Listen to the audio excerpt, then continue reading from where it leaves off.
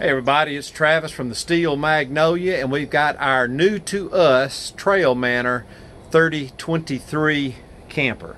Just another fun toy to play with, very similar to our old Trailmanor that we used to have and sold. And but I'm fixing to tell you one of them horror stories here. Just a quick overview from up here on the deck. That's our 40-foot Winnebago Vectra motorhome, and this is the new Trailmanor, new to us Trailmanor. Obviously chicken coop, chicken pen, you got to have those. Let me go down and get you down to the camper. Hang on.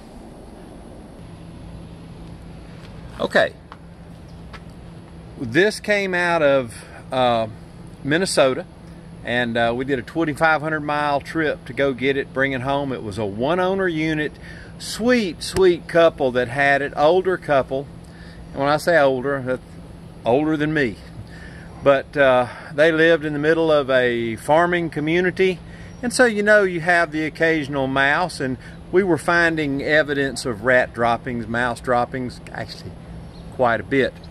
But I do not blame them, because my time with them, I figure if they knew it was this bad, they would not have sold the camper.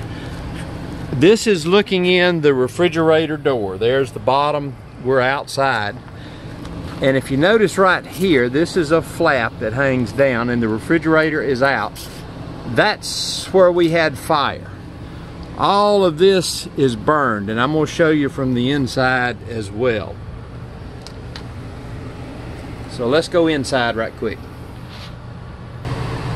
The air conditioning is running, so it's going to be a bit loud.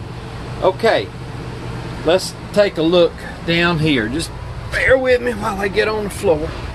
And this is looking where the refrigerator was mounted. If you notice here, we had fire. We had fire back here.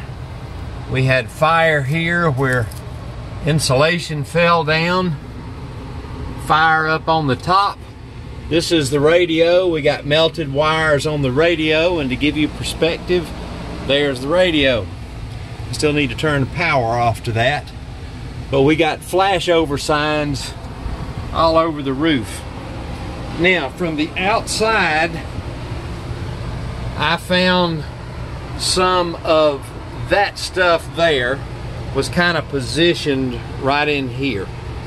And so I'm looking down here for fire because it's burnt up.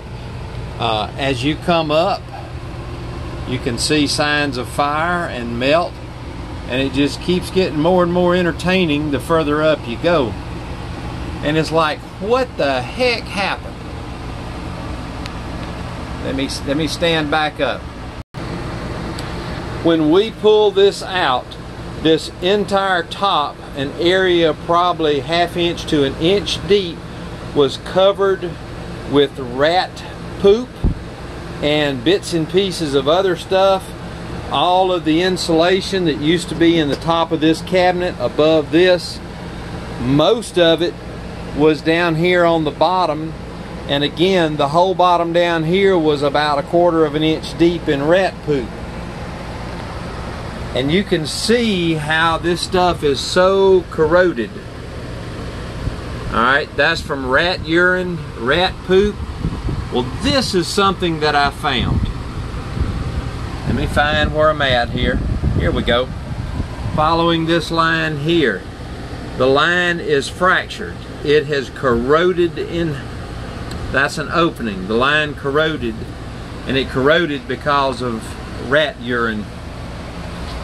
And what I am thinking happened is that we ended up, let me back up. I had started it on gas. They'd been running it on the on 110 volt. It was fine, no problem, just cooling good.